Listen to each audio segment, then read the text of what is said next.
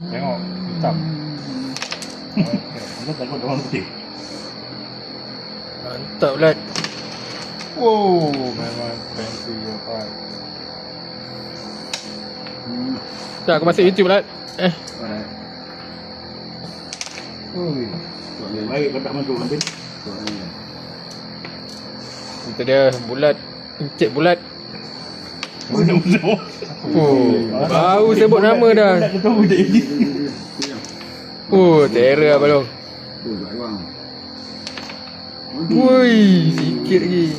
Ni dah Encik Nizam. Wui, melantun. Boleh ngemel tapi. Aduh, baru kena puji dah tak masuk Sam. Ni Encik Wan. Aduh, jauh betul. Okay, giliran Encik Bulat pula. Bola tanggung tu Lat. Ini tak masuk kuih. Apa bang? Ya, apa bang? Ilu.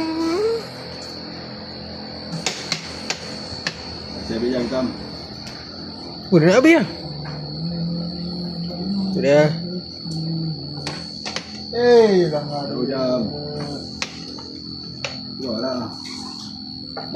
3-2 eh? Oh, 3 putih 2 hitam. Okey. Keluar ni. Belakang. Okey. Pertarungan antara Encik Nizam, Encik Bulat tentang Encik Aziz dan Encik Wan.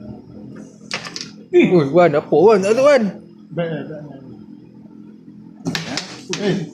Buat buat apa?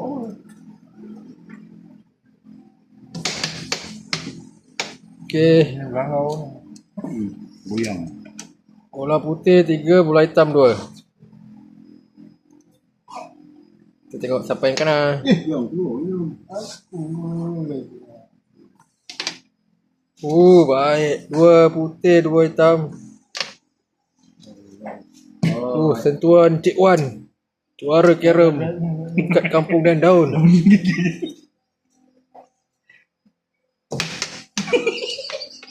Oh, hitam putih kan? Hitam putih? Hitam kan? Tadi tu kan. Ha? Tadi kan. Dia bagi buka blog ni.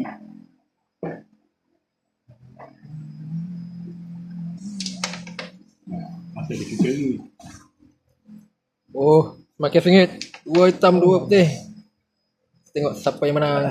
Ai, terlopeh tu. Aku dah kata ada pen dia macam kami. Kau pun pengkang, salah aku pula. Cerita masuk tu. Cerita masuk tu. Yes. Itu dia Encik Nizam. Tuhan akhir.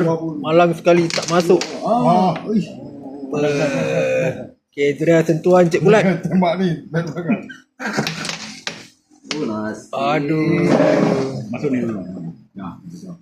Kalau kau boleh shoot habis. Itu dia 1 hitam 1 putih. Semakin sengit.